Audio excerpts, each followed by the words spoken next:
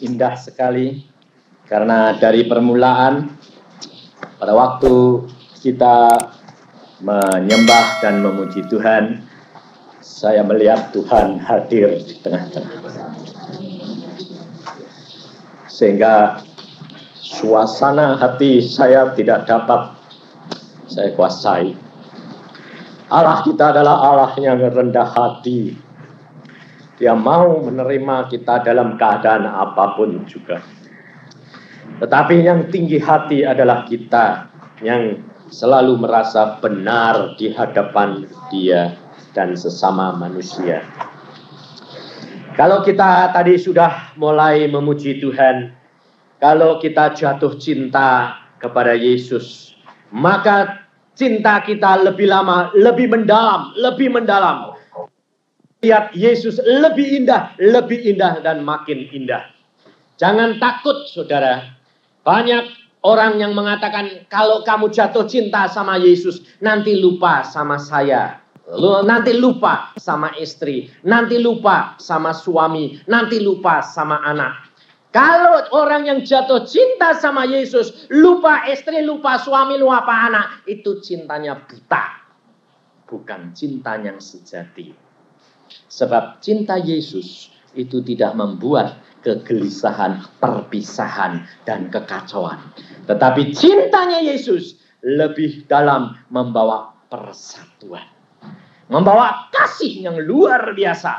Hal ini saya alami sendiri. Saya sudah hampir 3 minggu loh di sini, di Surabaya. Ya toh?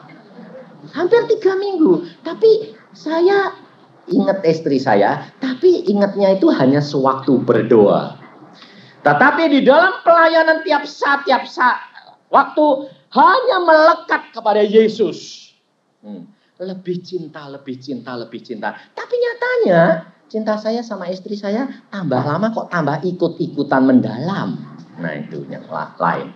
Jadi kalau sudah mau selesai gini, rasanya itu gembira sekali. Karena mau bakal ketemu pacar lagi. Rasanya itu tugas saya sudah hampir selesai. Kurang 2 hari toh. Kan ini Rebu, Kamis, Jumat, Sabtu saya sudah terbang lagi. Nah kalau terbang kan ketemu. Ya, nanti ketemu itu menjadi baru lagi loh. Indah luar biasa. Ini yang saya rasakan. Jadi pisah itu tidak malah lupa, tambah kangen. Ini Yesus luar biasa. Saya dulu sebelum kenal dia secara dalam, cintanya juga kurang dalam. Tetapi setelah cinta sama Yesus lebih dalam, cinta saya sama istri dan anak-anak lebih dalam. Ini luar biasa. Karena apa? Ada transfer, ada pengaliran kasih itu. Kalau Musa pada waktu dia bertemu dengan Allah, 40 hari 40 malam tidak makan, tidak minum, dan hidup di atas gunung dengan Allah, maka dia turun, wajahnya pun bersinar-sinar sama dengan seperti Allah, loh saudara. Sampai manusia tidak dapat menerima sinar itu, harus pakai selubung. Karena apa? Karena ada kemuliaan Allah. Dan kalau kita dengan Yesus, maka kasih Yesus itu ada di dalam kita, maka kasih ini mengalir. Dan ini menjadi bagian saudara. Dan juga orang yang di sekitar saudara merasakan kasih itu. Sehingga hidup ini berbahagia. Karena Yesus berkata, sejahtera, damai sejahtera yang aku berikan kepadamu tidak sama dengan damai sejahtera yang diberikan oleh dunia ini.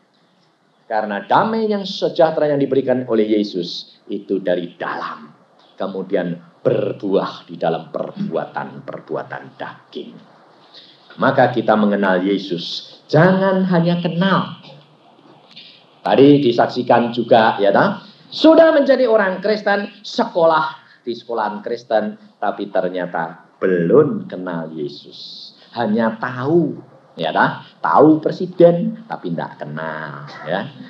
Kenal presiden, kenal Yesus, tapi hanya Sekali pernah dia jabatan tangan, habis itu sudah tidak kenal lagi, sudah tidak bisa omong-omong lagi. Banyak anak Tuhan sudah menjadi orang Kristen, pada waktu dijamah Tuhan pertama kali hatinya hancur, tapi setelah itu kabur lagi. Sebabnya apa? Tidak pernah ketemu.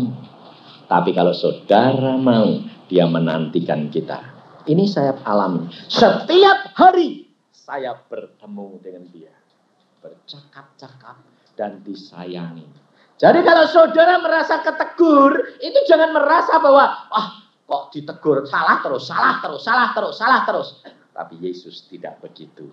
Yesus kalau menegur bukan teguran yang menekan, tapi teguran yang membangun untuk menuju kepada kesempurnaan. Dan hati kita ditegur Tuhan itu rasanya maces, itu bisa terima.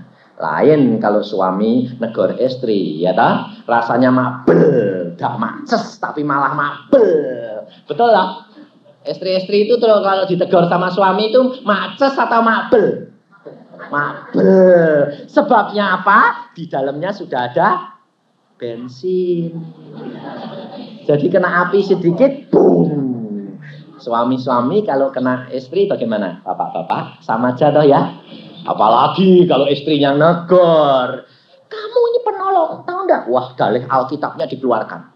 Istri harus tunduk sama suami. Enggak usah negor-negor ya, nulung saja. Loh, ya toh? Lalu jadi jagoan di sini ya. Kalau Rabu yang lalu itu Tuhan berbicara apa? Tentang air anggur ya. Ibu-ibu ini menjadi air anggur, bisa membuat mabuk, bisa membuat segar ya. Ini hari ini terusannya itu istimewa. Saya sampai heran saya. Tuhan meneruskan bukan anggurnya, tetapi masalah kalau engkau dijadikan penjaga tetapi mabuk bagaimana? Ya. Istri-istri ini kan penolong, ya toh? Penolong itu kan menolong toh? Menolong itu sama dengan penjaga ya. Tapi kalau penjaganya mabuk bagaimana? Nah ini masalahnya, repot ya toh. Suami-suami itu untuk melindungi, betul enggak? Untuk menjaga serangan-serangan dari luar masuk ke rumah tangga. Tapi kalau penjaganya mabuk bagaimana? Nah, jadi tidak bicara jangan enak-enak loh. Suami-suami, nah ini bicara buat suami dan istri, bukan ibu-ibu. Mumpung di sini ibunya banyak, jangan lalu bilang kapok kowe. Enggak ya. Dua-dua. Tuhan tuh kalau bicara enggak ngasih cuma separuh, dua-dua. Sebab dia Allah yang mengasihi. Mari kita buka firman Tuhan di dalam Yohanes pasal yang keempat. Ya.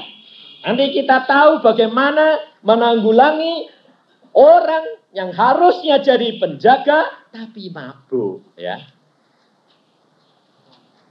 Ini indah luar biasa. Tuhan berbicara kepada saya tadi pagi. Saya berdoa jam 5. Sudah bangun. Sudah minta firman. Dan Tuhan berkata, sambung. Ini kan di tempat Bon Cafe. Yang Rabu yang lalu, ini terus disambung lagi. Saya bilang, kok main sambung-sambungan Tuhan? Iya, itu Tuhan tuh indah. Nggak akan terputus sampai kesempurnaan terjadi. Yohanes pasal 4. Dimulai dari ayat yang ke 2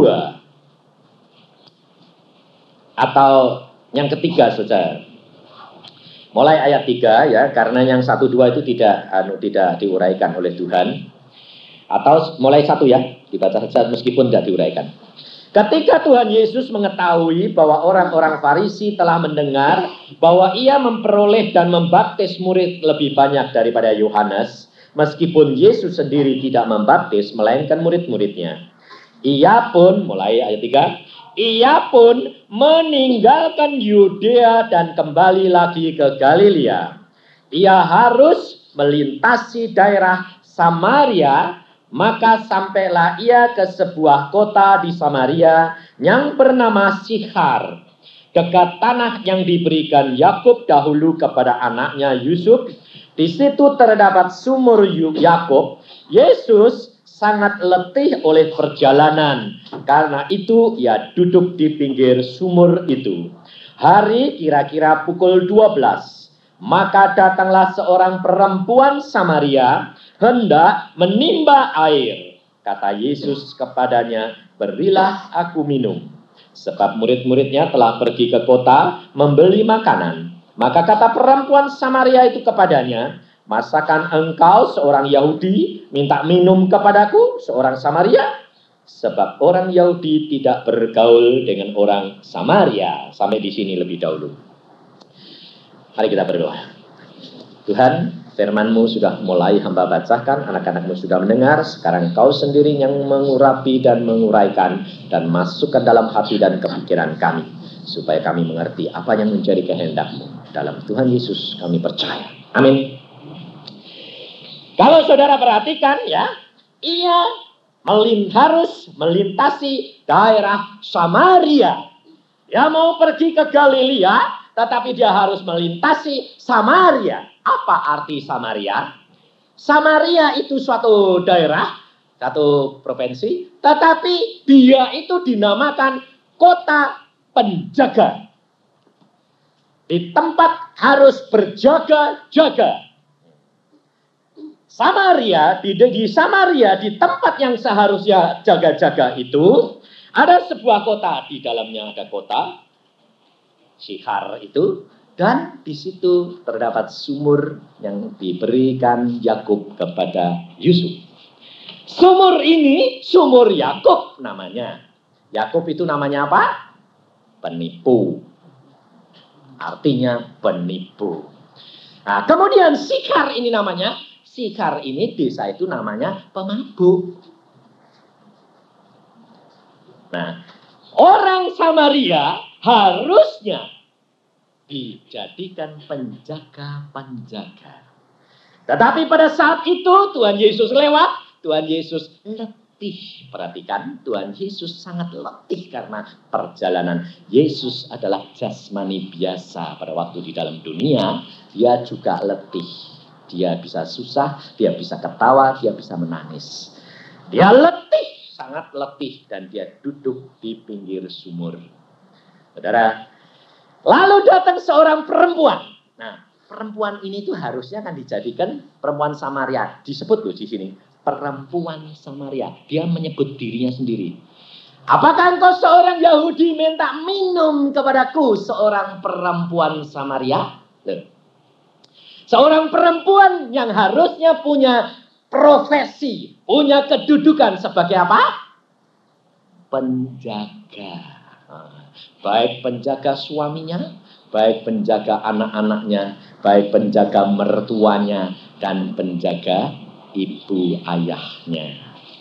Tapi perempuan ini ternyata dia dari kota yang pemabuk. Dan justru dia mengambil air di mana? Di sumurnya seorang penipu. Nah, ini yang menjadi masalah sekarang ya. Bagaimana sekarang? Ini perempuan dia merasa yang punya hak. Padahal dia menyatakan dirinya bahwa dia seorang penjaga. Tetapi adakah dia menjadi seorang penjaga yang benar? Apakah dia benar-benar melakukan tugasnya dengan baik? Memang menjadi penjaga itu membosankan, saudara. Coba bayangin. Dia jaga sesuatu yang diawasi terus supaya jangan terjadi sesuatu yang merugikan di dalam penjagaan dia. Tetapi kalau jaga malam itu sampai malam tidak ada apa-apa, tidak terjadi apa-apa, jadi ngantuk enggak? Ngantuk. Dan kerap kali menjadi mabuk karena untuk mengisi kehangatan tubuh itu dia minum minuman keras. Dikira tugas ibu-ibu itu siapa? Ibu-ibu pada waktu menikah sama suaminya, suami menikah, saling berjanji. Janjinya apa? Sehidup semati. Jadi kalau sehidup semati itu mati sama-sama, hidup sama-sama enggak? Hah? Hah? Yang lain mengatakan sehidup semati, ya mati nih bareng, jadi satu, hidupnya jadi satu. Padahal se itu satu toh. Sehidup satu, jadi hidup sendiri. Semati, mati ya dewe. Nah, jadi ternyata itu tidak dihayati sedalam-dalamnya, tapi malah dibalik. Kalau hidup hidupku, kalau mati ya mati yo. Ya nah? Ini kenyataan. Setelah ibu dan bapak ini menikah, sudah menjadi suami istri, sudah keluar genji-genji ya nah? Keluar anak genji itu anak ya. Anak apa ya genji itu? Anak celeng. Setelah keluar anak-anaknya, ternyata setianya menjadi luntur. Lunturnya kenapa? Padahal ibu-ibu berkata loh, aku penjaga. Lunturnya kenapa? Bosen. Ya dah, loh. Ibu-ibu ini kalau di rumah terus nggak kelayapan itu bosen nggak? Jujur. Hah? Bosan dah? Bapaknya kalau pulang-pulang, mana? Pergi mana? Jalan-jalan katanya bosan di rumah. Itu ya. Lebih-lebih bagaimana? Persekutuan terus ya. Padahal bapak itu lupa kalau seorang penjaga di dalam rumah itu bosan. Lihatnya apa? Piring, mangkok, terus anak-anak nakal popok pesing terus, ya dah? Pembantunya ndak beres terus, betul nggak? Ini loh, bosan. Tapi kalau ibu-ibu tidak tahu fungsimu, engkau jalan-jalan dan melihat kanan kiri, malu minum apa di sana, jadi mabuk atau jadi, jadi mabuk atau pulang-pulang sudah liar, sudah tidak kelihatan lagi yang tidak beres, tidak kelihatan. Tapi ternyata yang tidak beres yang kelihatan, pulang-pulang tidak beres. Terus bapaknya sudah nongkrong di rumah, lihat manggut gini. Wah, mama dari mana mama? Wah, rasanya sudah hakimi lagi. Padahal ya tanyanya ya baik loh.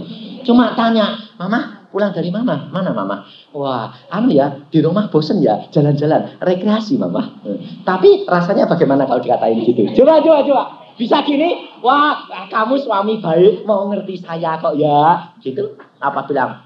Apa? Kowe tok sing entuk jalan-jalan yo. Ya aku udah entuk. Aku jadi budakmu. Betul enggak?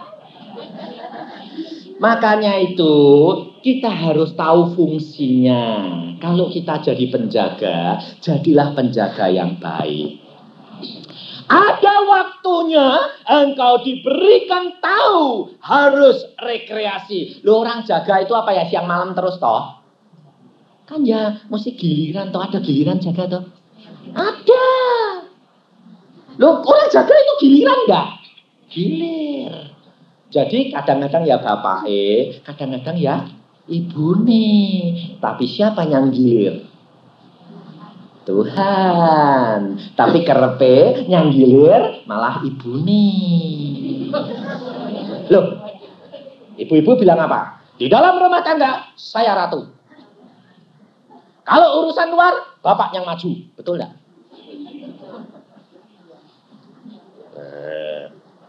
Enggak? Sebagian enggak, ya, yang tahu fungsi. Sebagian yang enggak tahu fungsinya, ya. Bapak ibune ratu, bapak dadi kebune, ya. Suruh ngeluku terus, ya toh. Hasilnya masuk gudang. Ada loh, banyak loh. Kalau kurang sedikit pecuti terus. Wong lanang kok keset, ayo kerja, plak. Tapi nanti kalau sudah suami ini kebo, ini sudah lepas dari congok, dari ini, kapok kowe dijumput wong liya, ya toh. Nah, barusan bingung, keboku hilang. Nah. Baru nanti cari siapa? Cari Tuhan Yesus. Tuhan, keboku hilang. Tolong ambil si Tuhan, ya toh. Nah, saudara harus tahu fungsimu di mana. Ini loh saudara. Supaya engkau menjadi penolong yang benar fungsimu. Ini saya alami sendiri. Saya kenal Yesus sedalam-dalamnya. Pada waktu istri saya melahirkan anak pertama, tidak bisa keluar, operasi bedah, gelap. Ya sudah, saya bilang, aduh kasihan. Lalu saya ini kan orangnya seneng gurau. Jadi kalau saya ketawa dia, aduh, perutnya kan sengkring-sengkring. Saya bilang, loh sakit? Ya sakit, wong. Perempuan ini, Samaria yang harusnya, ternyata dia mabuk. Mabuk apa? Wah, mabuknya enggak tanggung-tanggung. Dia benar-benar mabuk kepayang. Dikupas. Biar kelihatan isinya yang sebenarnya. Loh, ya salahmu toh. Wani nyanyi ya, konsekuen. Istri ini, kok istri? Nyonya ini, nyonya Samaria ini. Nyonya ini nggak tanggung-tanggung, mabuknya itu kepayang luar biasa. Saya yakin di sini nggak ada ibu-ibu yang seperti dia mabuknya. Nggak ada toh? Nggak ada, pasti, jamin, nggak ada. Tapi setidak-tidaknya ada. Nggak punya satu toh, punya dua paling nggak. Nggak 5, tapi cuma 2. Loh, lah yang satu apa? Bekas pacare. Meskipun engkau sudah bersuami, masih teringat enggak kadang-kadang bekas pacarmu? Ayo, jangan enak-enak. Bilang, enggak. Geger mbek suaminya, kelengan enggak? Kelengan, aku gelo disewa kawin mbek kowe. Ya, bener enggak? Tuhan berkata apa? Engkau kalau sudah memandang seseorang, engkau tergerak hatimu, engkau sudah berzina dengan dia. Jadi jangan enak-enak ibu-ibu ini merasa aku suci, wong lanang ki lho sing zina terus. Sing punya bekas punya pacar, hati-hati. Itu harus dikeluarkan dari hati dan kepikiran. Engkau harus menjadi penjaga yang sungguh-sungguh, menjadi penolong yang sungguh-sungguh. Bagaimana cara Yesus mengajar kita? Kita lihat. Di dalam ayat selanjutnya Yesus berkata, Yesus letih. Ya, Yesus letih dan dia duduk di pinggir sumur. Yesus ini anak Allah yang sempurna. Manusia yang sempurna. Kalau letih, dia dapat memanfaatkan setiap situasi dan kondisi. Padahal kita kalau letih bagaimana? Ayo, saya sendiri loh, saya sendiri. Kalau letih, gampang marah, gampang tersinggung, sembarang salah. Lebih-lebih kalau saya sudah kerja keras, ini enggak di luar. Kalau di luar gini kan saya menginjil. Habis menginjil, saya letih, saya masuk kamar, tidur. Sembayang, tidur, istirahat, hilang. Tapi kalau saya di rumah, kerja. Kalau saya di rumah kan saya sudah tinggalkan rumah tangga itu 20 hari kadang-kadang. Jadi saya cuma 10 hari. Kalau di rumah mesti beres-beresin yang enggak beres. Ada apa, istri saya bilang, ini adanya enggak beres dah. Saya kerja terus. Tapi kalau saya sudah letih, saya kepengen masuk ke kamar, betul enggak? Tidur, leleh-leleh. Sudah jam 9 gitu, sudah mulai ngantuk. Lah padahal, ibu-ibu ini kan istirahatnya kan kalau sudah malam toh. Kalau pagi sampai siang itu kan kerja terus, ya toh.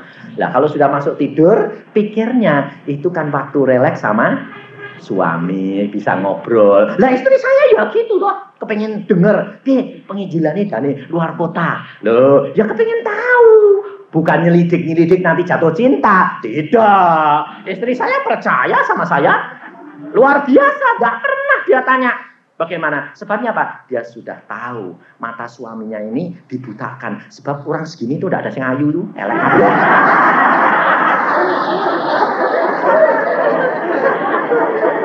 Sebabnya tidak ada sing ayu bahaya, saya bisa kecantol, betul enggak?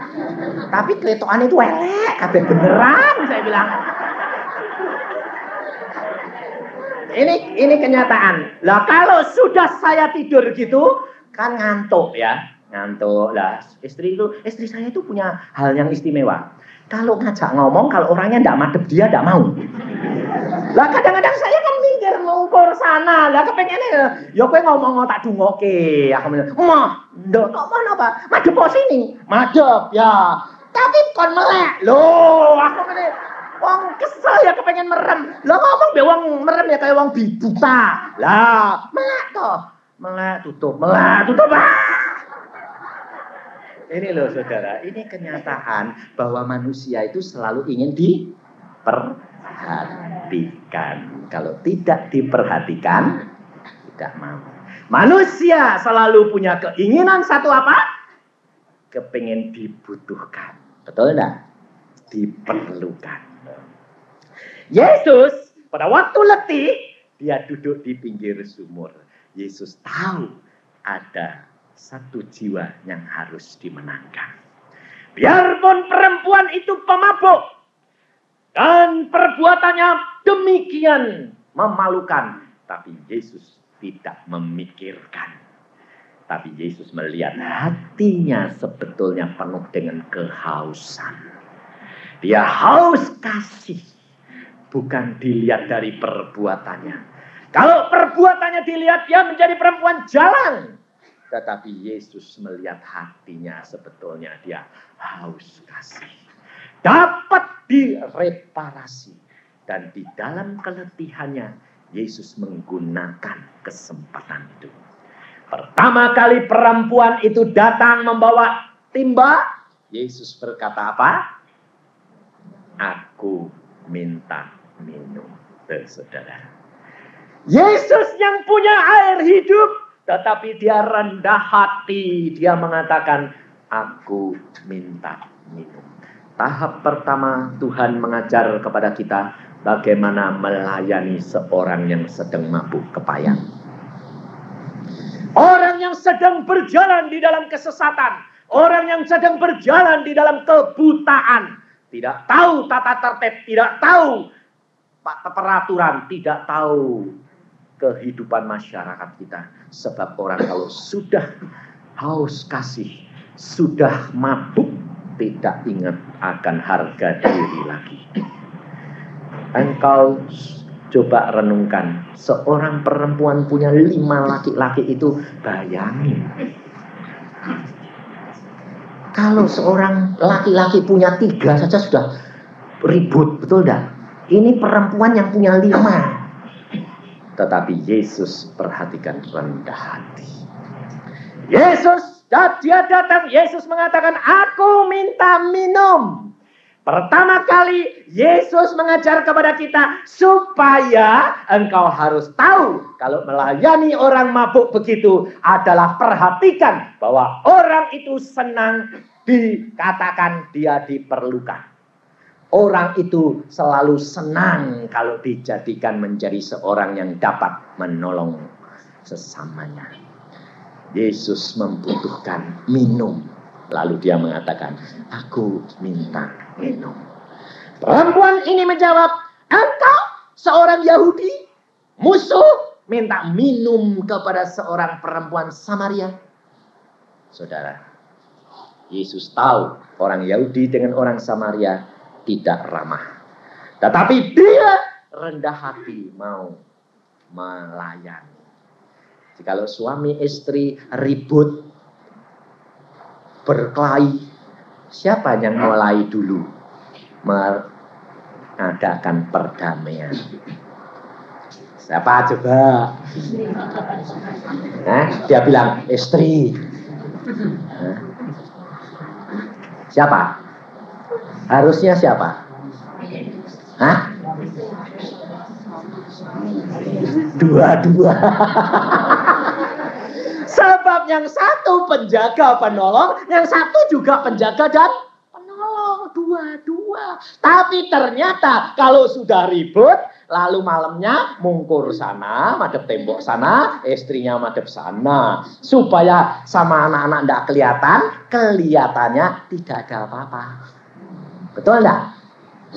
Banyak rumah tangga menyembunyikan terhadap anak-anaknya. Itu tidak benar. Anakmu harus tahu setiap masalah. Supaya anakmu turut berdoa dan melaporkan segala sesuatu kepada Tuhanmu. Ini yang saya alami. Saya kalau jengkel terus bilang, aku mau jengkel deh mama. Loh kenapa pak? Gini. Anak-anak bilang apa? Sembahyang, tak doa ke pak. Waduh hatiku di makhluk Tuhan berbicara. Loh salahmu atau salah istrimu? Istrimu ngomong gini, mengerjakan gini. Kan maksudnya baik. Tapi kamu terima salah. Oh iya ya Tuhan. Kalau sudah gitu, mau keluar, mau ngomong, gengsi. Mau ngomong, gengsi. Nggak ngomong, malu. Akhirnya ya. Akhirnya biasanya ibu-ibu harus tahu. Kalau sudah terjadi keributan, jangan lalu menuntut pernyataan yang tegas. Maaf ya, aku salah. Jangan gitu. Biasanya manusia itu tetap gengsi. Bapak-bapak itu biasanya wis lumayan. Ngambil minum dewek. Terus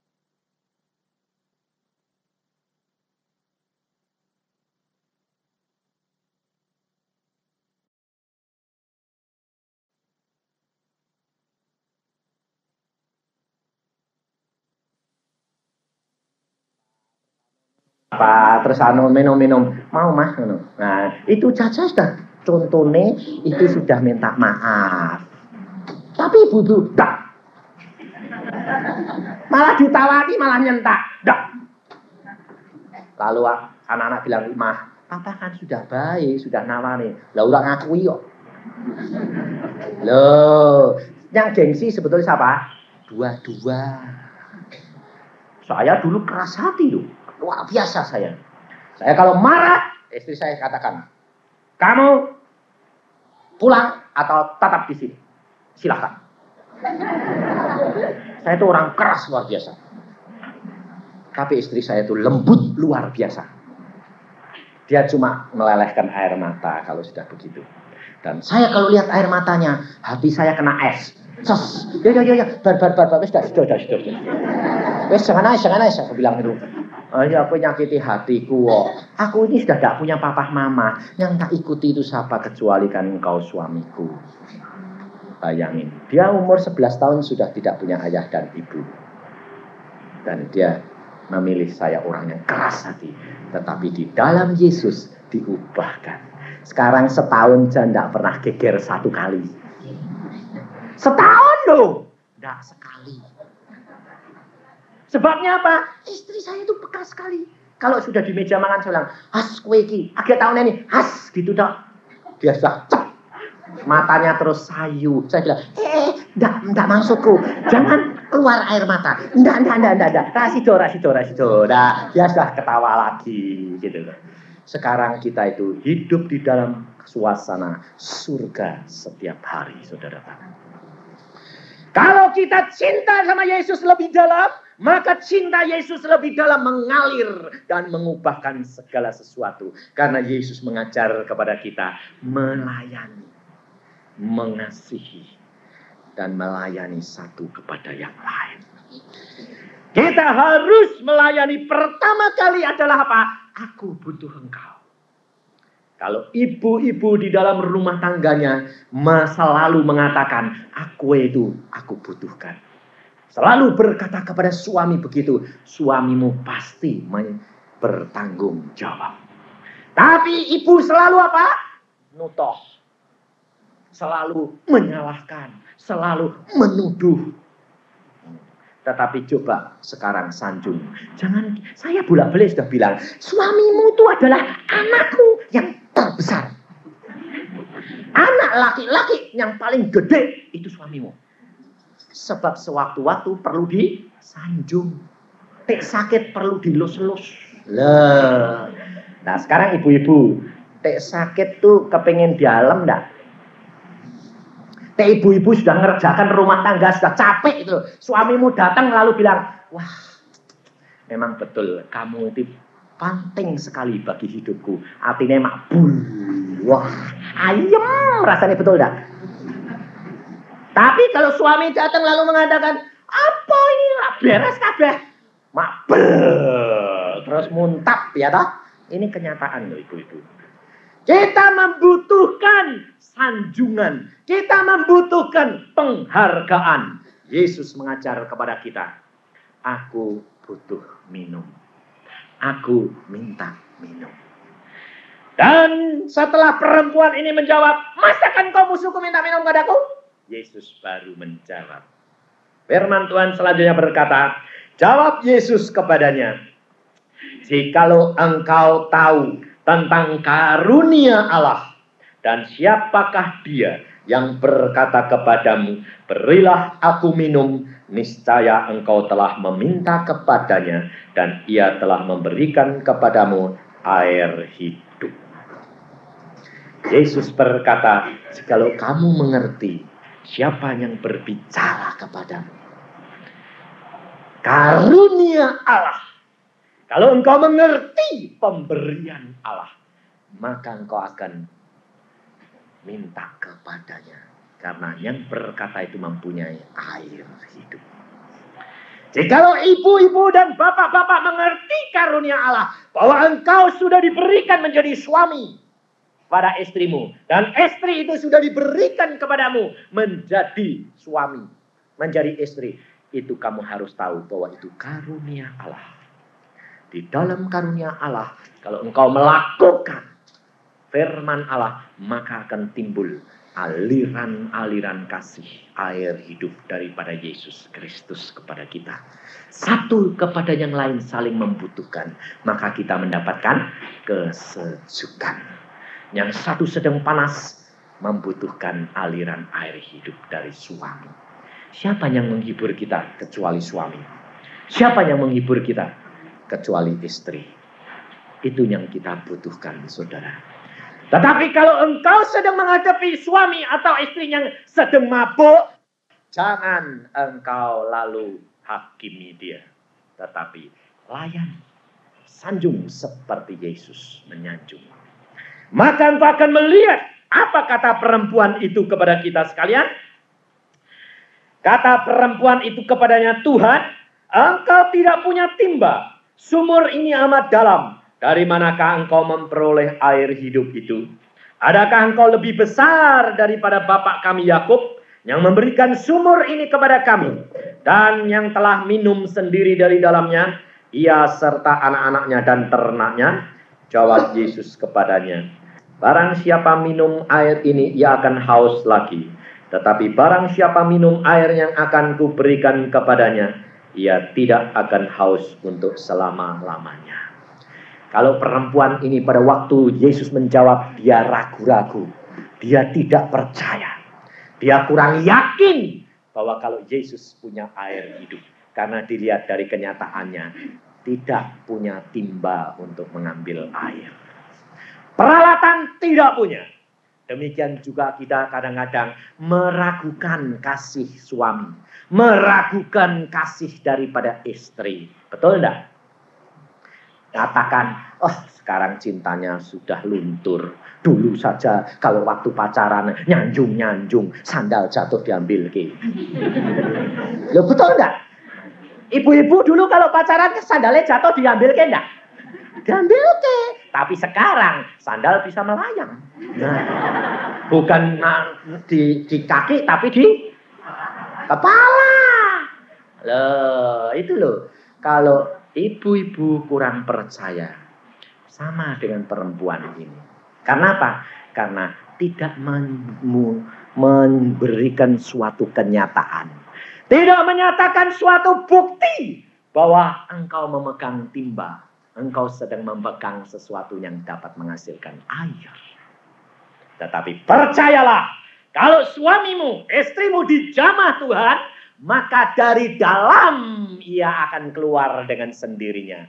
Bukan kelihatan dari luar lebih dahulu, tapi dari dalam. Maka yang penting, ibu-ibu dan bapak dulu yang harus punya. Nanti kalau dia datang, keluar air kata-kata yang manis, dia akan menikmati kesejukannya. Tidak didapatkan di perempuan dan laki-laki lain. Tetapi di dalam suami dan istri, dia mendapatkan kesejukan. Pasti dia akan ketagihan. Betul enggak? Orang yang kehausan minum air yang jernih dan sejuk, dia akan cari lagi. Seperti Bon Cafe ini ya dong. Ini kan restoran. Kalau es krimnya enak, ya kepengen lagi dong. Cari di mana-mana enggak ada, balik lagi ke sini enggak? Balik. Sebabnya apa? Ini kenyataan. Dicoba bistiknya yang enak. Stiknya di sini, balik lagi. Loh. Sebab apa? Jatah itu sudah ada. Enggak usah takut, enggak usah khawatir. Orang mau nyanyi 1000 kali, biarin. Kalau memang sudah jatahmu, tetap engkau punya. Kalau suami sudah diberikan, kalau istri sudah diberikan, itu jatah. Maka firman Tuhan berkata apa? Berpadalah dengan apa yang ada padamu. Sebab firman Tuhan mengatakan, kecantikan itu bohong. Betul enggak? Orang cantik itu bohong enggak? Kecantikan itu bohong. Ya memang umur 17 sampai 40, maksimal 50. Enggak keriput. Biar ditarik-tarik. Tapi tetap kelihatan tuanya. Betul enggak? Bapakmu enggak bahaya. Lihat dulu cantik, sekarang mulai keriput. Jangan khawatir. Jangan punya gini. Nanti kalau saya enggak tak tarik-tarik, bapak bisa ketarik. Loh.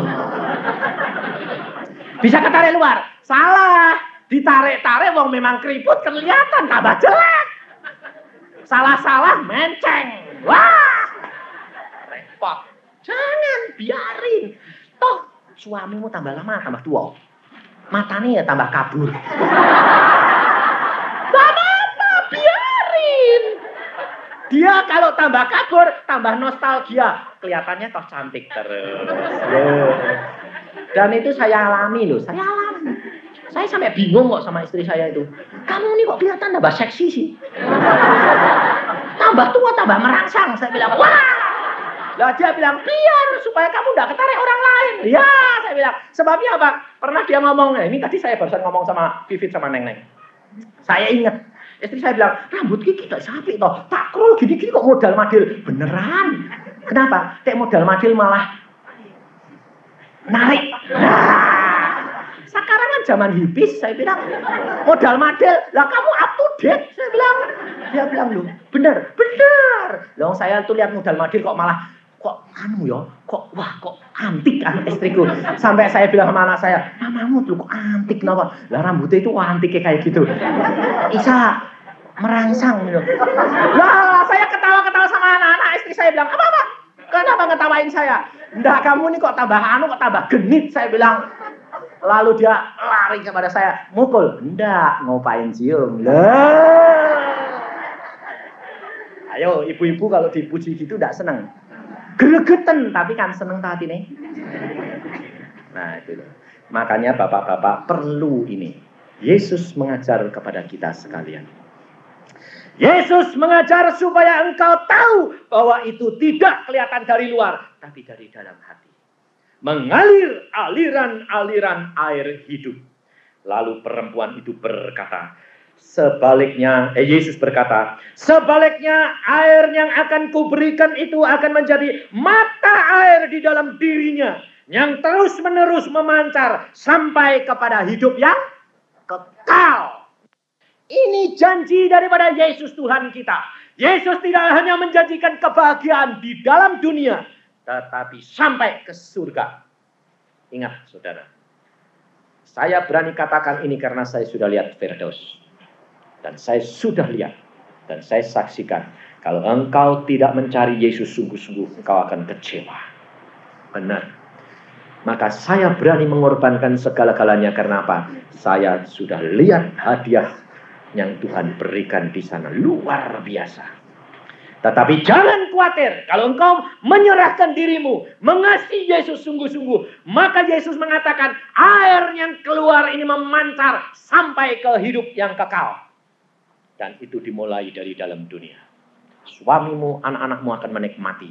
Dan mereka akan mencari. Pada waktunya mereka akan kehausan. Di mana engkau akan menyajikan buah-buah air hidup. Pengikutan dengan Yesus yang manis. Dan dia akan mencari engkau. Sehingga pada waktunya engkau sudah pulang. Dia terkenang. dan dia akan menjadi anak Tuhan. Sama dengan engkau untuk kumpul di dalam kerajaan surga. Kata perempuan itu kepadanya, Tuhan, berikanlah aku air itu supaya aku tidak haus dan tidak usah datang lagi ke sini untuk menimba air lagi. Perempuan ini apa? Mau enaknya saja. Betul loh? Semua orang kepengen enak loh. Yesus tahu caranya. Pertama, disanjung dulu. Merasa dibutuhkan. Kedua, Yesus menawarkan sesuatu yang mengenakan. Sehingga dia tidak usah susah-susah. Coba saudara. Cara yang kedua ini harus engkau menolong, memberikan harapan, memberikan pandangan bahwa engkau sekarang sudah kenal Yesus, maka engkau melayani suami, istri, anak-anak dengan bertanggung jawab. Maka akan menyebabkan dia bertanya-tanya, beri aku air itu. Kalau sudah bertanya, minta, baru Tuhan Yesus berkata apa? Pergilah, panggillah suamimu, bongkar dosa. Tapi kalau ibu-ibu, enggak, ketemu langsung, aku dengar punya simpanan ya. Wah, langsung dituduh, salah. Langsung bapaknya, siapa yang ngomong? Bela diri. Jangan kayak Yesus. Seperti Yesus. Cintanya, jalannya seperti Yesus. Alkitab mengajar kita menjadi bijaksana. Menjadi pemenang. Bukan menjadi pengalah. Tetapi pemenang. Tidak kalah. Tetapi melayani untuk mencari kemenangan demi kemenangan. Ini. Cara yang kedua, Yesus sudah mengatakan bahwa ada yang istimewa. Lalu perempuan ini minta, Yesus bongkar. Panggil suamimu. Lalu perempuan ini menjawab, aku tidak mempunyai suami. Wah, betul lah. Betul. Tapi kata Yesus kepadanya, tepat loh, dibenarkan loh. Cara yang ketiga, Yesus berkata apa? Yesus membenarkan perkataan perempuan itu. Tidak salah. Jadi kalau bapak-bapak bilang, aku tidak punya istri, lo benar. Jangan bilang, itu siapa? Istrimu muda. Salahmu, mulutmu berkata istri, ya diambil istri sungguh. Kalau jangan bilang gitu, jangan diimani kalau itu jadi istrinya. Sebab perempuan ini berkata, aku tidak bersuami. Yesus berkata, tepat katamu itu. Bahwa engkau tidak mempunyai suami, sebab engkau sudah mempunyai 5 suami.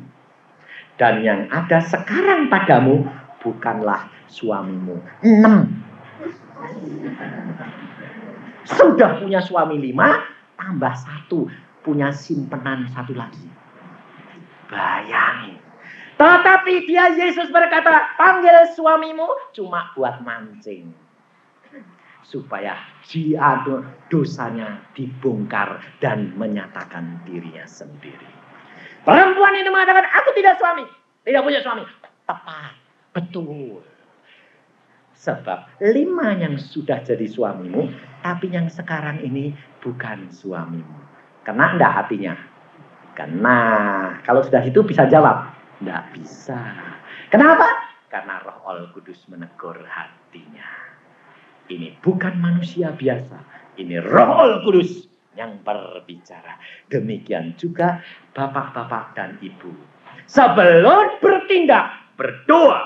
Karena Yesus pada waktu di dalam dunia, dia ada Roh Kudus di dalam dirinya. Saudara dan saya sekarang ada Roh Kudus di dalam diri kita. Sama status kita dengan Yesus. Kalau kita dapat memanfaatkan, menikmati pimpinan Roh Kudus, kita akan berbicara tepat sama suami dan istri. Tidak menyakiti hati, tetapi membawa pulang suami terbongkar dengan sendirinya. Banyak istri-istri, ini yang saya banyak layani, dan pengalaman anak-anak hamba Tuhan yang lain. Kalau seorang istri yang sungguh-sungguh melekat sama Tuhan, apa yang terjadi sama suaminya diberitahu oleh Tuhan pada malam hari. Ada seorang suami yang sedang nyeleweng. Dan malam itu Tuhan berbicara. Lihatkan suaminya sedang bingung sama perempuan lain. Kemudian istri ini melihat suaminya itu ya tidak mau mengingkari istrinya. Kasihan sama anak-anaknya. Tetapi dia ditarik oleh satu kuasa gelap. Sampai istrinya mengatakan, kasihan ya suamiku. Lalu dia bangun, dia berdoa, Tuhan, kasihan suamiku dong Tuhan. Padahal dia tidak tahu kalau suaminya itu sudah punya simpenan. Lalu dia bilang, berdoa. Suaminya terbangun. Kok kenapa kok doa sampai nangis begitu? Si istri bercerita, aku mimpi melihat engkau itu ketarik sama seorang perempuan. Oh, modelnya kayak begini, pakai yorek begini, potongannya begini, modelnya begini. Dan kamu sebetulnya tidak mau, tapi kau terpaksa karena ada suatu daya tarik dan kamu tidak sanggup untuk melawan dia. Suaminya nangis. Suaminya menangis. Mengapa kamu menangis? Suaminya tidak bisa berkata apa-apa. Dia berkata, itu aku. Jadi kamu jatuh? Iya. Sudah kita berdoa, tidak apa-apa. Kita minta kekuatan untuk lepas dari itu. Istrinya dikenalkan orang itu. Orang itu dianggap adiknya, diinjili sampai akhirnya lepas dan dia dinikahkan. Dan ini suami istri hidup bahagia. Ini saudara. Yesus punya cara bukan caramu. Yesus punya jalan. Jalan Allah itu adalah jalan yang sempurna. Kalau engkau melekat kepada dia, maka segala perkara tidak ada yang mustahil bagi engkau.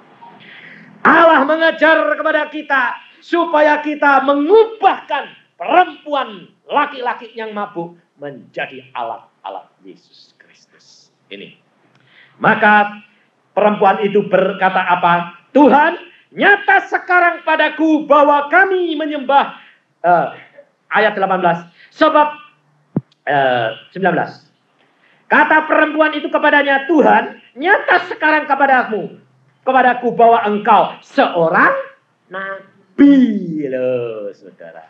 Nyata sekarang kepadaku bahwa engkau seorang nabi, katanya. Nabi itu apa? Nabi itu adalah orang yang dapat berbicara dengan Tuhan. Lah saudara-saudara ini punya Roh Kudus enggak? Roh Kudus bisa bicara dengan saudara enggak? Bisa. Maka jadilah nabi-nabi Allah Tuhan untuk kemuliaan nama Tuhan. Setelah dia tahu perempuan ini Yesus bukan manusia biasa, demikian juga engkau akan diketahui oleh suami dan istrimu bahwa kamu pun manusia bukan manusia biasa. Manusia yang sudah diubahkan menjadi ciptaan yang baru. Maka engkau akan menjadi pemberita dan saksi Yesus Kristus yang ajaib. Amin. Mari kita berdoa.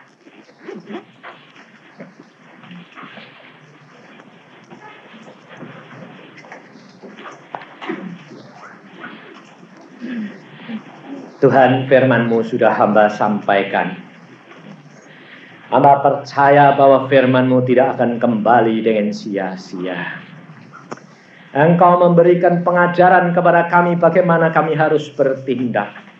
Bagaimana kami harus melayani.